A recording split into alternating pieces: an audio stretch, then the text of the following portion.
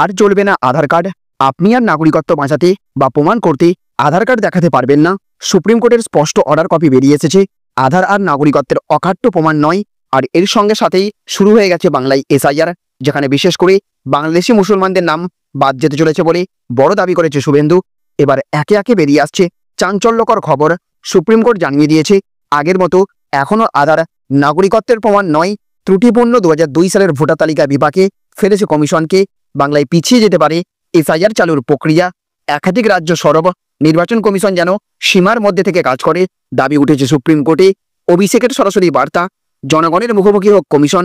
এইদিকে এসআইআর নিয়ে সারা দেশেই বাড়ছে উত্তাপ। নির্বাচন কমিশন অবশেষে রাখছে সাংবাদিক বৈঠক। ঝাড়গ্রামের সবাই শুভেন্দুর বিস্ফোরক দাবি, এসআইআরে বাদ যাবে বাংলাদেশি মুসলমানদের নাম। পাল্টা রণহুঙ্কার মমতার, স্বাধীনতা আমি কাউকে কেড়ে নিতে দেব না। আর ঠিক তখনই 2026-এর ভোটের আগে বঙ্গ বিজেপিতে বিরাট ভাঙন। পদ্ম ছেড়ে ঘাস ফুলে যোগ দিচ্ছেন হেভিওয়েট নেতা। বাংলার রাজনীতি এবং ভোটার তালিকা নিয়ে এই অস্থিরতা এখন গোটা দেশকে কাঁপিয়ে তুলেছে। আপনার নাগরিকত্ব, আপনার ভোটাধিকার সবই আজ অনিশ্চয়তার দোরগোড়ায় দাঁড়িয়ে। সত্যিটা জানতে হলে ভিডিওটা শেষ পর্যন্ত দেখুন।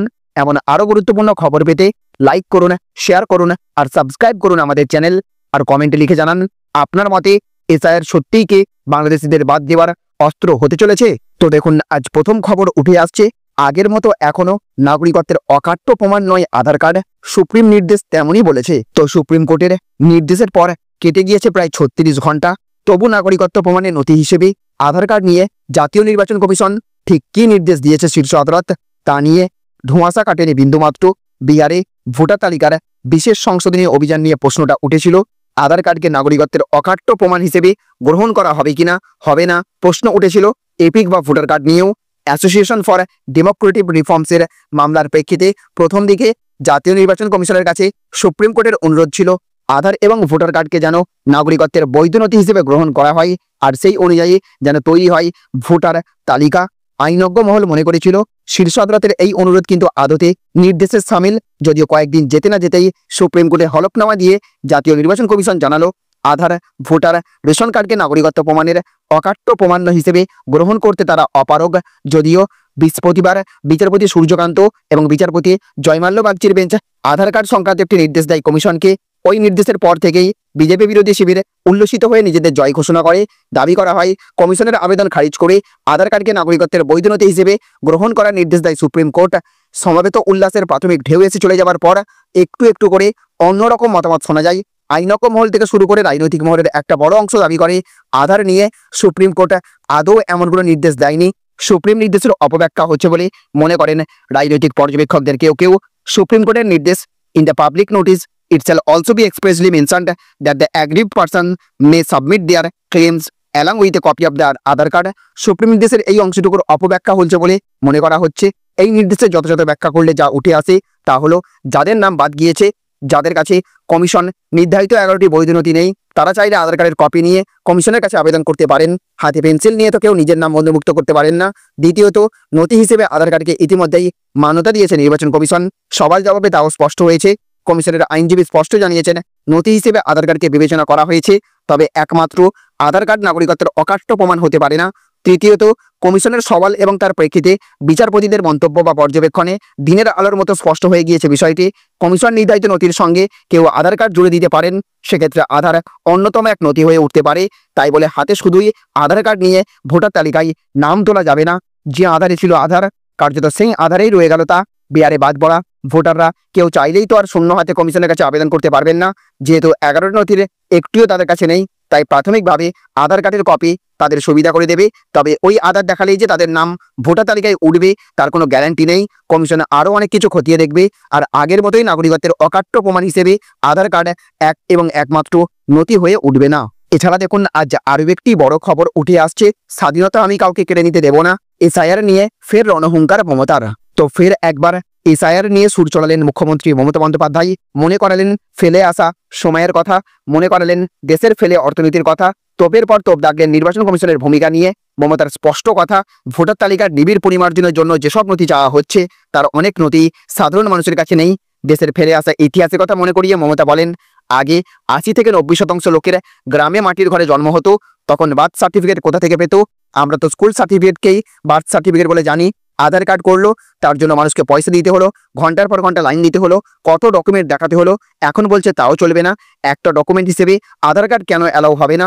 এরপরই রীতিমতো চ্যালেঞ্জ ছুঁড়ে দিয়ে তিনি বলেন, স্বাধীনতা দিবসের আগের দিন বলে যাচ্ছি স্বাধীনতা আমি কাউকে কেড়ে নিতে দেবো না, এটা আমাদের অধিকার। নাগরিকত্ব কেড়ে নেবার অধিকার কারণেই, কে কি খাবে সেই অধিকার কেড়ে নেবার অধিকার কারণেই, কে কি পড়বে সেই অধিকারও কেড়ে নেবার অধিকার কারণেই। এছাড়া দেখুন আজ আরও একটি বড় খবর উঠে আসছে। 2002-এর ভোটার তালিকা ত্রুটিপূর্ণ, বাংলায় এসআইআর চালুর প্রক্রিয়া পিছিয়ে যেতে পারে। তো বিহারে এসআইআর নিয়ে তুঙ্গে বিতর্ক, এই আবহে পশ্চিমবঙ্গে তা কবে চালু হবে তা নিয়ে সন্দিহান নির্বাচন কমিশন। বিহারে এসআইআরে গুরুত্বপূর্ণ 2002 সালের ভোটার তালিকা, কিন্তু বাংলায় তা সম্ভব হচ্ছে না। ইন্ডিয়ান এক্সপ্রেসের প্রতিবেদনে উল্লেখ, নির্বাচন কমিশন যে 2002 সালের ভোটার তালিকা প্রকাশ করেছিল দেখা যাচ্ছে তা ত্রুটিপূর্ণ। 2002 সালে এই রাজ্যে 28 লক্ষ ভোটারের নাম বাদ পড়েছিল। বিজেপির দাবি পশ্চিমবঙ্গে এবার এসআইআর হলে 1 কোটি নাম বাদ পড়বে। যদিও 2002 সালের ভোটার তালিকার অসঙ্গতি নিয়ে সরব হয়েছে বিভিন্ন রাজনৈতিক দল, নির্বাচন কমিশনকেও যা ব্যাকফুটে ঠেলে দিয়েছে। ইংরেজি সংবাদপত্রটির প্রতিবেদনে উল্লেখ, 2002 সালের ভোটার তালিকায় দক্ষিণ 24 পরগনার কুলপি বিধানসভার তথ্য নেই। বিষয়টি স্বীকার করেছেন রাজ্য নির্বাচন কমিশনের এক আধিকারিক। 2002 সালের তালিকায় ওই বিধানসভার কোনো বুথের তথ্য নেই বলে দাবি তাঁর। এছাড়া গাইঘাটের অন্তত 100 বুথ, দক্ষিণ 24 পরগনা, বীরভূম এবং হাওড়ার অনেক বুথের তথ্য মেলেনি। আবার 1000-এর বেশি বুথের ভোটার তালিকা মিললেও ভোট গ্রহণ কেন্দ্রের উল্লেখ নেই। অনেক বুথের নাম ভুল, অনেক বুথ বদলে গিয়েছে, ফলে ভোটাররা নাম পেতে হয়রান হচ্ছেন। 2002 সালে এসআইআর-এর পরে এই রাজ্যে 80,000-এর বেশি বুথে প্রায় 4 কোটি ভোটার ছিলেন। 2009 সালের ডিলিমিনেশন বুথের সংখ্যা বাড়ে, বিধানসভা কেন্দ্রের পুনর্বিন্যাসেও অনেক কিছু বদলেছিল। এই অবস্থায় সিইও দপ্তর নির্বাচন কমিশনের অনুমতি চেয়েছে 2003 সালের ভোটার তালিকার ভিত্তিতে আরেকটি ফ্রেশ ইলেকটোরাল রোল বা ভোটার তালিকা প্রকাশ করার, তার ভিত্তিতেই এই রাজ্যে এসআইআর হতে পারে বলে খবর জানা গিয়েছিল। চলতি মাসের শেষেই এই রাজ্যে এসআইআর চালু হবে, তবে সেই প্রক্রিয়া পিছিয়ে যাচ্ছে। একই সাথে দেখুন আজ আরও একটি বড় খবর উঠে আসছে। নির্বাচন কমিশন যেন তার অধিকারের সীমার মধ্যে থেকে কাজ করে, সুপ্রিম কোর্টে নিজেদের অবস্থান জানাতে চায় কিছু রাজ্য। তো সুপ্রিম কোর্টে নির্বাচন কমিশনের কার্যপ্রণালী নিয়ে আবেদন দাখিল করার প্রস্তুতি নিচ্ছে বেশ কিছু রাজ্য। এর মধ্যে রয়েছে তামিলনাড়ু, কেরালা, পশ্চিমবঙ্গ, হিমাচল প্রদেশ, ঝাড়খণ্ড এবং কর্ণাটক। পশ্চিমবঙ্গ শুনানির সময় সুপ্রিম কোর্টে তাদের বক্তব্য পেশ করার চেষ্টা করে এই রাজ্যগুলি। আদালতে নির্বাচন কমিশনের বর্তমান কার্যপ্রণালী নিয়ে প্রশ্ন তুলতে চায়। রাজ্যগুলি চায় যে সুপ্রিম কোর্ট তাদের দেওয়া বক্তব্য এসআইআর মামলায় শুনুক। তারা নির্বাচন কমিশনের স্বচ্ছতা এবং জবাবদিহি নিশ্চিত করতে সুপ্রিম কোর্টে নিজেদের অবস্থান তুলে ধরতে চায়, যাতে কার্যপ্রণালীতে স্বচ্ছতা আসে। রাজ্যগুলির মতে কমিশনকে তার সীমার মধ্যে থেকে কাজ করা উচিত, যাতে কোনো নাগরিকের অধিকার ক্ষুণ্ণ না হয়। রাজ্যগুলি জানিয়েছে যে ভোটার তালিকায় ব্যাপক পরিবর্তন সংবিধান প্রদত্ত এবং নাগরিকদের মৌলিক অধিকারকে প্রভাবিত করতে পারে।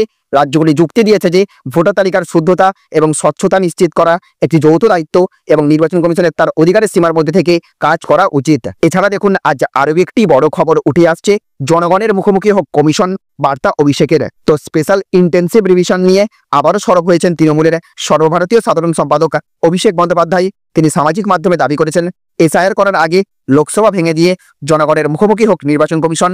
তার মতে কেন্দ্র যদি এই এসআইআরকে সমর্থন করে তবে তা জনগণের সঙ্গে এক ধরনের প্রতারণা, কারণ 2024 সালের লোকসভা নির্বাচন এই একই ভোটার তালিকা ব্যবহার করে অনুষ্ঠিত হয়েছিল। এদিকে বিভিন্ন রাজনৈতিক দল এবং সমাজের বিশিষ্ট ব্যক্তিরাও এসআইআর নিয়ে নিজেদের অবস্থান স্পষ্ট করেছেন। ইউটিউবার ধ্রুব রাটের মতো ব্যক্তিত্বরাও সরাসরি নির্বাচন কমিশনের স্বচ্ছতার অভাব নিয়ে প্রশ্ন তুলেছেন। তিনি বলেছেন, যে ধরনের ঘটনা সামনে আসছে তাতে কমিশনের আচরণ অপরাধীর মতো। তার অনুমান এক দেশ এক ভোট ব্যবস্থা কার্যকর করার দিকে এগোচ্ছে কমিশন। একই সাথে দেখুন আজ আরও একটি বড় খবর উঠে আসছে। এসআইআরে বাদ যাবে বাংলাদেশি মুসলমানদের নাম। ঝাড়গ্রামের সভা থেকে শুভেন্দুর বিতর্কিত মন্তব্য। তো ঝাড়গ্রামের এক জনসভা থেকে এসআইআর নিয়ে তৃণমূল সরকারের বিরুদ্ধে আক্রমণ চালালেন বিরোধী দল নেতা শুভেন্দু অধিকারী। তিনি বলেন এসআইআরে বাংলাদেশি হিন্দুদের নাম থাকবে, কিন্তু বাংলাদেশি মুসলমানদের নাম বাদ যাবে। তার এই মন্তব্য নতুন করে রাজনৈতিক বিতর্ক সৃষ্টি করেছে। শুভেন্দু অধিকারী তার বক্তৃতায় বলেছেন, রাজ্যে আগামী দিনে এসআইআর কার্যকর হবে। এই প্রক্রিয়ায় বাংলাদেশের থেকে যারা অনুপ্রবেশ করে রাজ্যে এসেছে তাদের মধ্যে বাংলাদেশি হিন্দুদের নাম থাকবে এবং বাংলাদেশি মুসলমানদের নাম বাদ যাবে। তিনি আরও দাবি করেছেন, এই নিয়ে তৃণমূল মানুষকে বিভ্রান্ত করার চেষ্টা করছে, কিন্তু বিজেপি এই বিষয়ে নিজেদের অবস্থান স্পষ্ট করে দিয়েছে।